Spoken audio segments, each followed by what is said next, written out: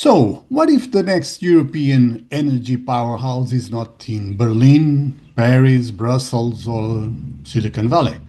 What if it is a Finnish city of 100,000 people?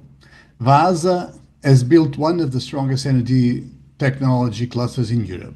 More than 180 companies, over 13,000 employees, and more than 6 billion in annual turnover. So this is not a story about being big, it's a story about being dense. And that changes how we should think about EU projects, green innovation, regional strategy, and the future of Europe. So don't miss this interview with Tauno Kekäle, senior advisor at Merinova in Vaasa, Finland.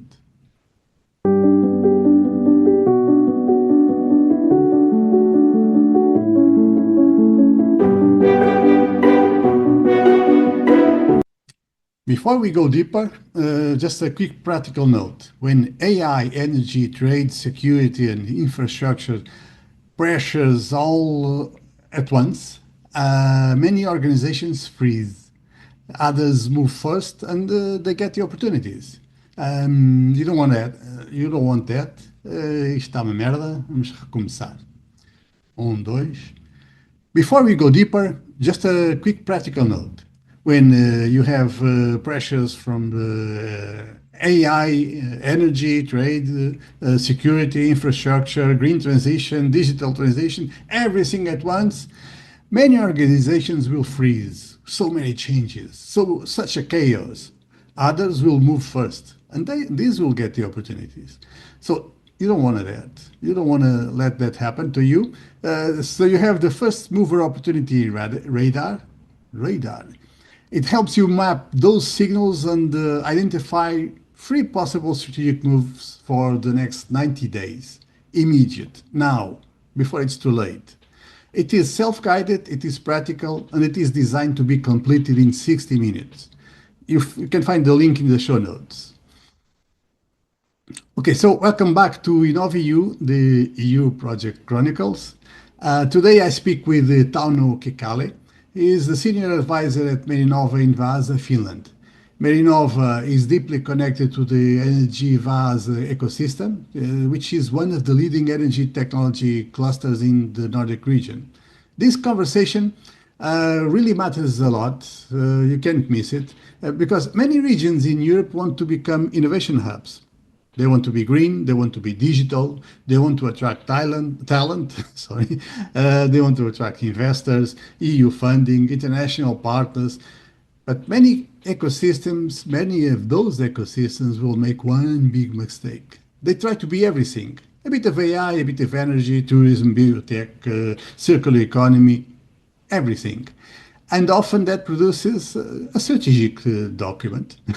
You know, the kind that goes to the bottom of the drawer, not an ecosystem.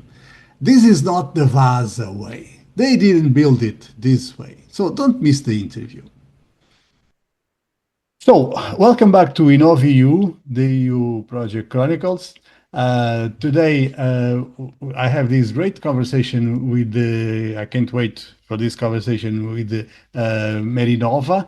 Tauno Kekäle is the senior advisor at Merinova in Vaasa, Finland. I hope this is a decent pronunciation.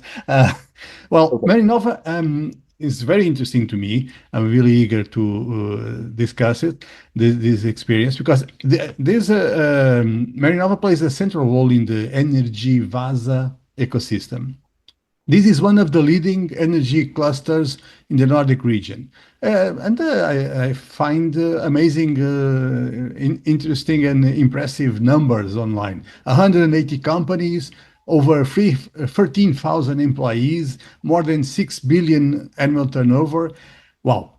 That's something. Tauno, on his side, he has extensive experience in EU networks, in regional development projects, higher education. So I really want to discuss with him how a regional energy cluster can turn the green transition into competitiveness, not the other way around as a lot of media. It's not a disadvantage, it can become an advantage. Okay, that's my idea, but we'll have to wait. Yeah. So Please, Tauno, thank you very much. Welcome to the podcast. Thank you for your time. Now, for listeners who do not know Marinova and Energy Vaza yet, uh, what makes this region special in European energy technology?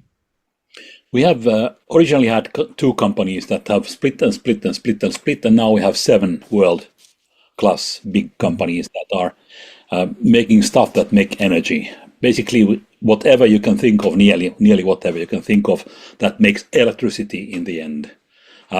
Big engines for ships with the generator, with the propeller running on electricity, switches, cables, stuff, everything that has to do with energy, we are making them. So we don't make so much energy, we make stuff for energy. And tell me, was this the result, the creation of this cluster and all these companies, a lot of companies, how many? 180. Was this the result of a formal, carefully elaborated plan, or was this the result of individual initiatives from companies, universities that came together? Unfortunately, it's quite random. It has to do with the Second World War, where the big Finnish companies were in the south of Finland and they were bombed quite heavily, and they thought they would like to move farther north away from the bombings. And then it happened that Wärtsilä, engine making manufacturer, and ABB, nowadays ABB, appliance and old electrical things manufacturer, moved both to Vaasa. And in 1970s, they invented the thing that if you put an engine like this and a motor like this, you can generate electricity by running the engine.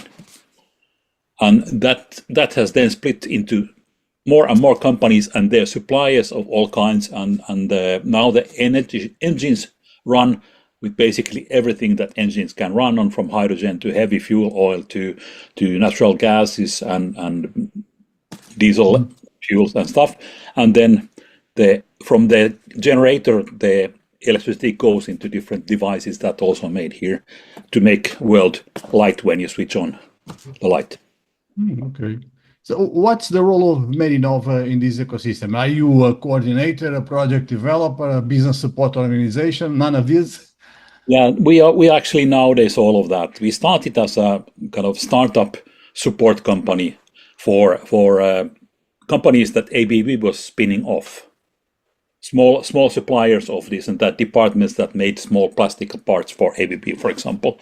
They said, go and found your own company, we will buy from you. And then Marinova was founded as a consulting company, helping them with their quality system, management system, maybe new innovations, spin-offs, and premises for new companies. And over time, we got more and more tasks. We are now doing also EU funding, consulting for all kinds of organizations around here. We are doing the cluster management, marketing, some of the marketing of the cluster events and so on. So we've been in this in 35 years, and together with the cluster growing, our tasks have been increasing also. And you personally, you, Tauno, how long have you been doing that? I have been in Marinova now for 5 years, but I was in the board of Marinova for 20 years ago for 7 years. And I've been following that quite closely also from the universities and academia in between. You know the story, the history very, very well, and you've been following it. Yes. So, Energy Vaza, I can see it often described as the Nordic leader in energy technology. Why? What do you do right to be in that position? It comes from the numbers, I think. It's 6 billion anyway, so there's no region with 100,000 people that is making 6 billion anywhere else. The next, let's say 3,000 kilometers around us, or 2,000 miles around Vaasa. So we are big in numbers, even if we are a small place. We make systems rather than devices. Even if I'm saying generator, I'm saying engine. So we are making systems. So if your city wants to have a new part of city built with its own electrical generation, its own electrical system for everything that is needed in there, so you can basically order all of that from Vaasa. From maybe with agreements with 3 or 4 different companies, but everything will come from you. Yeah, it's complementary. Yeah. Well, let's talk about the green transition. A lot of people talk about the green transition as a challenge, as a climate challenge, yes, but a challenge for the society to cope with that change. Um, for you, it seems also to be an opportunity. How should regions think about that shift? Yeah, the green transition is decarbonizing, basically. And decarbonizing because of not because of the natural change between winters when carbon is coming out from the rotten trees and summers when the carbon is going into the trees and helping them grow, but the carbon that we are digging from the ground that comes on top of this normal carbon. That is the extra carbon dioxide that makes the world a bit hot on some days and a bit rainy in some days and so. So you can get rid of that extra need of energy that you are digging oil, coal, and natural gases from underground. You can get rid of that by making everything electric. And the electric is the word that we are happy with. You can make electricity with wind and solar and whatever you invent, but you can also make all the fuels that we are using now with electricity. So instead of the oil that you are digging from the ground, you can make electricity, run electrolyzer that makes hydrogen that you mix with the carbon dioxide that we anyway have too much out of. And that makes more or less methanol that you can put in the diesel engines instead of diesel oil. No digging more oil, but instead you take it from your window, from your sun. And then you even take out some of the carbon dioxide in the fuel mix. So this is what we think will happen in the long run. We are not kind of getting all the money of the world this year or not even next year, but it will take quite a long time, but we will be included in that development. All of these years it will take. That was my question. How far are we from doing that? When we see problems like the ones we have now in the Hormuz Strait, when we see prices at the gas stations, I often wonder how long before we get rid of fossil fuels. I feel we are very far away, are we? Yeah, we are quite far away. It's been every now and then said that this is the peak oil, that peak oil will start getting less and less from now on, but it's never happened. We always find more oil. And it's still very cheap to drill, even with all the problems of Hormuz. Thing is, we are about the same level of prices we were 5 years ago in filling our cars with gasoline.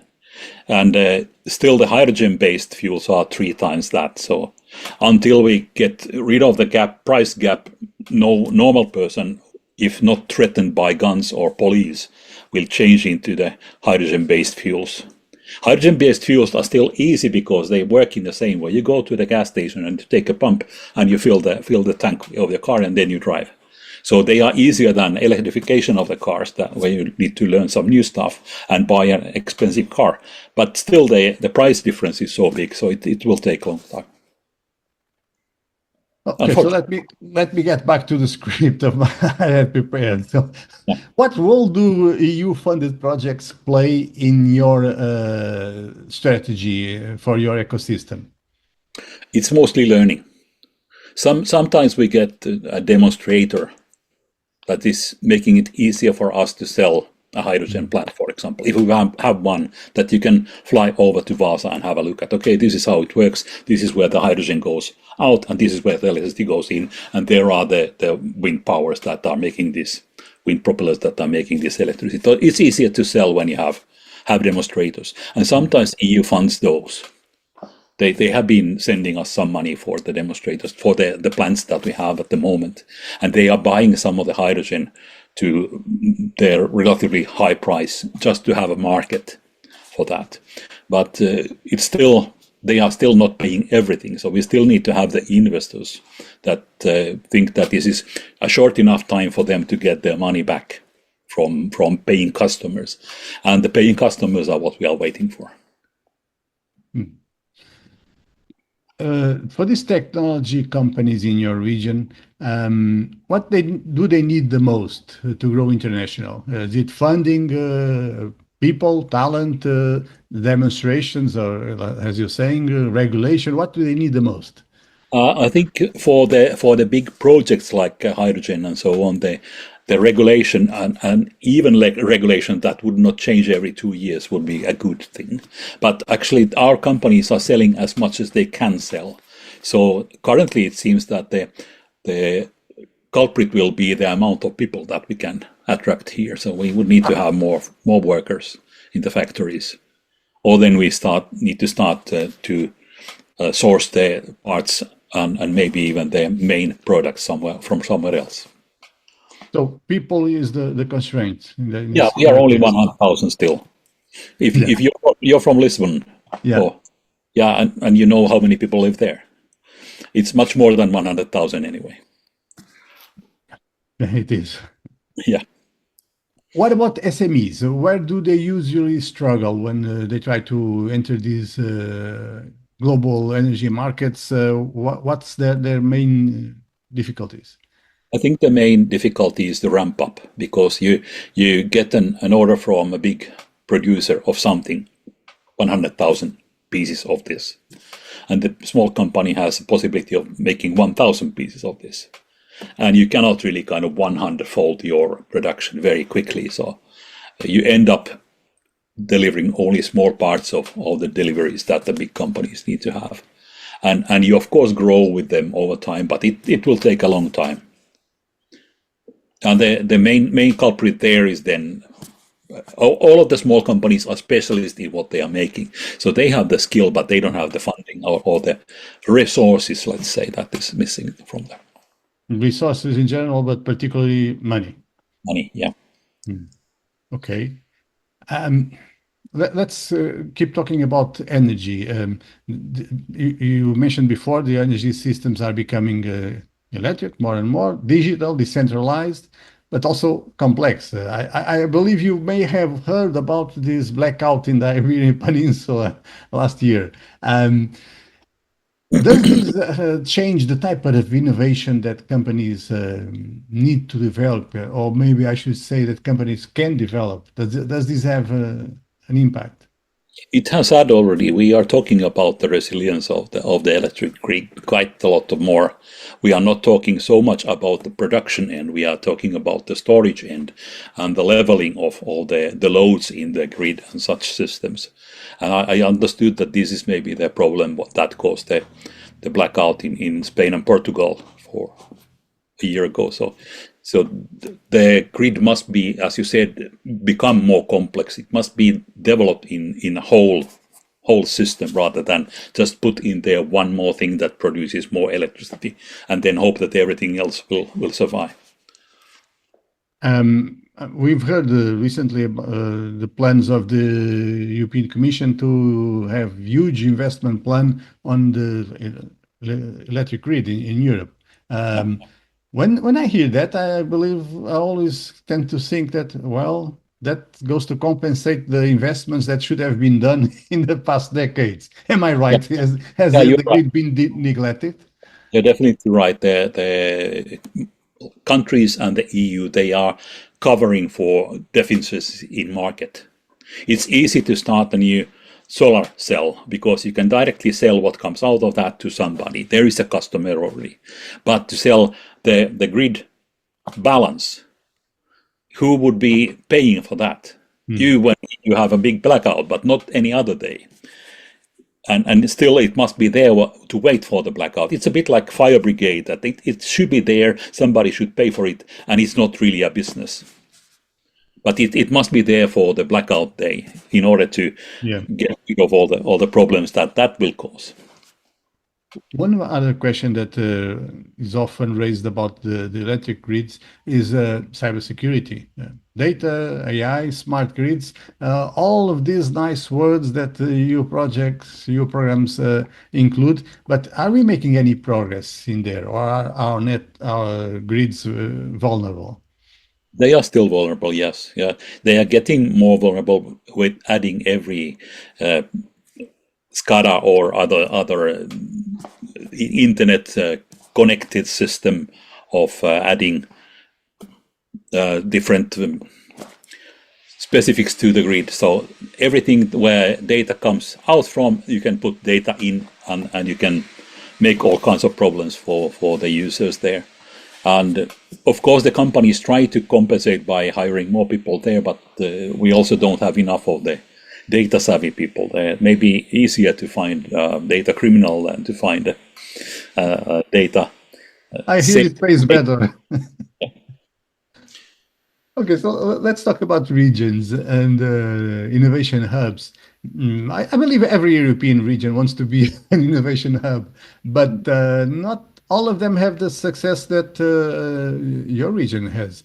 Can you somehow identify what are the key ingredients that make a regional innovation ecosystem work, succeed? Yeah, the ecosystem word is one important one. You need to have, if you think of Silicon Valley, let's not talk about Vaasa. Silicon Valley, basically one technology or a huge amount of computer technologies anyway. Everybody is talking the same technology. A huge amount of people, knowledgeable people connected to the same place. Everybody who's fired from one company starts their own company. And then the companies start to hire from each other like this and like this and like this. And then you have an ecosystem. And then people can phone you and ask whatever they want in computers and they get it from there. We have the same with energy. We have 7 big companies and 100 small companies, and everybody is talking electricity. And of course, the region is much smaller, but that is what works. So it's easiest to have an ecosystem that has one technology, a medicine ecosystem, or electricity, energy ecosystem, or computers ecosystem, or metal manufacturing ecosystem, for something like this. So I think the concentration on one technology is the key to start with. And then, of course, the technology must be one that has some suction from the market. So there must be a market that's buying that. Otherwise, it will not grow. Nobody wants to grow something that will not have any kind of business potential. So if any other European region wanted to learn from Vaasa, that will be the main lesson, numbers and time. Am I right? Yeah, I think so, yes. Yeah. And you have, for example, in Portugal, there is the tile ecosystem. Nobody else makes as nice tiles as the Portuguese. It's just kind of something that's not growing that rapidly as electricity is at the moment. But that kind of development is what you get. Skillful people there connected into the ecosystem and to each other and making things together and getting reputation and being asked after. So in the end, you seem to always be talking about people, about the role people will have. You need people with different experiences, but people who work in the same market or talk the same language. I don't know. Yeah, or help each other work. So, for example, that the power station of Wärtsilä, the diesel engine requires the electric generator in the other end. So there are 2 different technologies, but they combine into one, making electricity in places where it's not so easy. But it's people. I have heard of one factory in Japan that was made completely robotic, so that you could switch off the lights and close the doors, and it would make things in the night. But it becomes too stiff. So you cannot make more than 1 or 2 products with that kind of system. It still needs people. The walls don't make things. The walls don't get much ideas either. Mm-hmm. Okay, let's talk about the future. Are you optimistic about the next 3-5 years? Are you optimistic about our European capacity to build stronger ecosystems in the energy sector, which you know better? Are you optimistic about Europe in the next 3-5 years? I'm very optimistic, but not in 3 or 5 years. Because if we take a typical hydrogen plant, for example, with the first bureaucracy in the beginning, then the investment waiting, then the building and so on, everything takes more than 5 years. So in 5 years, if something is not started now, it will not be ready in 5 years. And what is started now is the policies of European Union. So in that way, I'm a bit positive. Maybe the policies are ready in 5 years. The policies will be in place and then we start to implement them. But the implementation easily takes 10 years more. How important is to have a real internal market for energy, which I don't believe we have right now? It has its sides. It is complementing the energy production, energy use that is in some areas, and it makes it easy to start your business wherever. If you want to make Europe a place where people can live in many different places, not only in Berlin or Paris or Milano, then you need to have a good grid everywhere. So, why is Europe apparently? You get that idea from the media. Apparently, the only place in the world where the energy is a problem. I mean, the United States are are independent. They produce more oil than more energy than they use. I think I know they produce more oil. I'm not sure about all the energy. Russia exports a lot. Why is energy a problem for Europe? There's two things. Firstly, you need to have the infrastructure. If you want to use gasoline or if you want to use natural gas, you need to have all the pipelines and stuff there. And then the first thing you need to have is the oil or the gas on the ground. Which is, I've been driving back and forth with motorbike and car in Europe, and I have not seen many pumps pumping oil anywhere. So we are lacking this, not only the infrastructure, but also behind that we are lacking the material itself. So then we need to start from the other end. We must be the first place where you are not dependent on the gas and oil, and the first place that knows how to make green electricity and make stuff work with that. Let me just go a little back to your previous answer, because what you said makes me believe, as you know, we are both in peripheral areas of Europe, and what you said makes me believe that it's still an important disadvantage to be in the not as near the center as we are. The peripheral areas are in a disadvantage. Sorry. But for what I've seen, energy is more of a problem in the center, in Germany. This electrification makes it the other way around, because basically you can make electricity wherever you want. And you can make hydrogen out of electricity wherever you want. You can make the fuels out of the hydrogen, out of the electricity wherever you want. If you want to make it just outside Lisbon or Braga or somewhere, it's okay. If you want to make it in Finland, that's also okay. You don't have to go where you can drill the oil and then make pipelines from there to all the other places. So the electricity is the decentralized energy, while the gases and fuels of the old type, they are centralized. You have to dig the coal in a coal mine, and it only can be where the coal is. Mm-hmm. So by that you mean that peripheral regions are not as much in a disadvantage in an electrified world. Is that correct? Yes, this is what I'm saying. Okay, that's a positive note. Do you have any final message you want to close the interview with? Yeah, still we are disadvantaged with the small amount of people and the small amount of money, but that maybe can solved somehow. So, but I think I'm positive. I'm thinking that we will solve this somehow in the coming decades, not in the coming years, but in the coming decades. Everything takes a long time in human systems. Mm-hmm. That's an important message. We need patience. We need time. Yeah. Okay. Well, thank you very much for this interview, for your views on the energy and the ecosystems and the innovation and everything. So I hope anyone who wishes to get in touch with you can find you at Merinova, correct? Yes, Merinova. We'll have a link in the episode notes. And well, I hope to see you soon again. Thank you for your time. I hope to see you also. Thanks for the interview.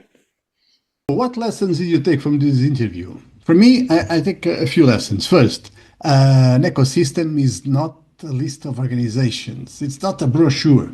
An ecosystem is a dense field of people and firms that speak the same technological language. That's why Tauno Silicon Valley comparison is so useful. Think about that. Lesson 2, EU projects are demonstrators, not business models. They should reduce uncertainty. They should create learning, build demonstrators. That is exactly how Tauno describes their use of EU funding. Lesson three, the real bottleneck is often ramp up for SMEs, I mean. That is a brutal lesson. Many SMEs do not fail because their technology is bad. They fail because they cannot ramp up. A big client may ask for, let's say, 100,000 units, and they can produce 1,000. The gap is not a small operational detail, it's the valley of death in industrial form. The firm may have the skill, the know how, the right people, but they may not have the capital, the production capacity, certification process, the supplier network, um, everything else necessary for the 100,000 order. And this matters for EU projects. If your project involves SMEs, don't just say they will access new markets, show how they will survive the ramp up phase in your proposal. So, final takeaway. The big lesson from VASA is not that every region can become VASA. That would be too easy and cold. I'm just kidding. The real lesson is sharper. It's that small regions can win when they stop trying to look big and start becoming dense. What do you mean dense? Dense in skills, in suppliers, in market knowledge, dense in technological change, incredible demonstrators. So the future of European innovation will not belong only to the largest cities. From this example, we can see it will belong to the regions that know exactly what they are for. So there's hope for small peripheral regions like Vaasa. That's the conclusion I like the most, considering where I live, of course. Hope you enjoyed this episode. Subscribe to InnovEU, the EU Project Chronicles. Check my newsletter, Policy Docs, the Transitions Letter. And share this episode with one cluster manager, one regional policymaker, or one EU project coordinator. So stop trying to be everywhere. Be undeniable somewhere. I'll try to do that. See you next week.